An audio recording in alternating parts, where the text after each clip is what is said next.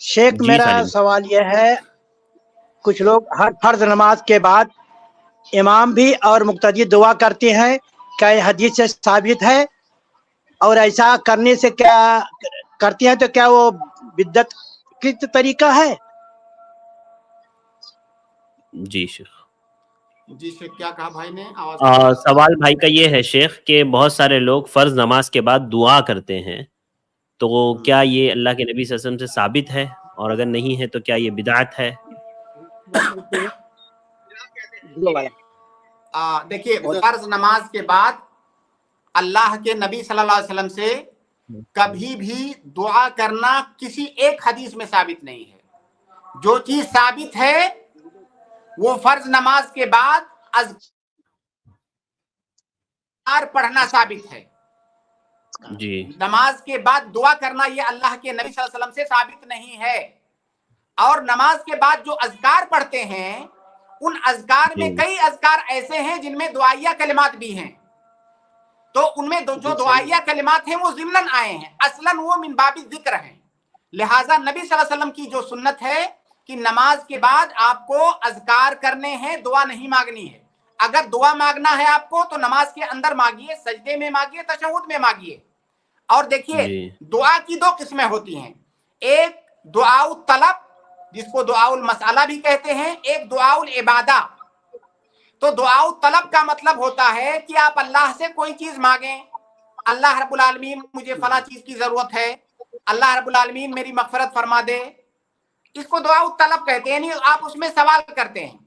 اور دعاء العبادہ کا مطلب ہوتا ہے کہ آپ ڈائریکٹ کوئی چیز نہیں مانگتے ہیں، آپ عبادت کر رہے ہیں، لیکن ظاہر ہے اس عبادت کے کرنے سے بھی آپ کو اجر ملے گا، تو اجر تو ملے گا ہی آپ کو، آپ نے سوال نہیں کیا پھر بھی آپ کو اجر ملے گا۔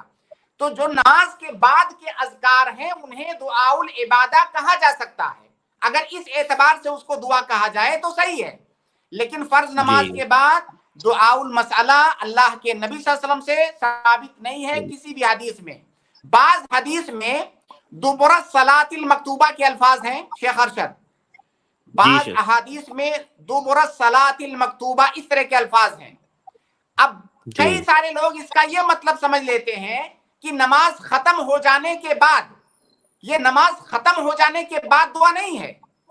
دبر الصلاۃ المکتوبہ کا مطلب یہ ہے کہ فرض نماز کے بالکل آخر میں، لأن دبر الشیء آخرہ، دبر الشیء کہتے ہیں کسی چیز کے آخری حصے کو، تو یہاں پہ مراد نماز کا آخری حصہ یعنی تشہد۔ تو اللہ کے نبی صلی اللہ علیہ وسلم کی اس طرح کی جو حدیثیں ہیں ان سے مراد نماز کے آخری حصے میں سلام پھیرنے سے پہلے، لہٰذا فرض نماز کے بعد اذکار پڑھیں، یہی اللہ کے نبی صلی اللہ علیہ وسلم کی سنت ہے۔ دعا کرنی ہے تو آپ نماز میں پڑھیں۔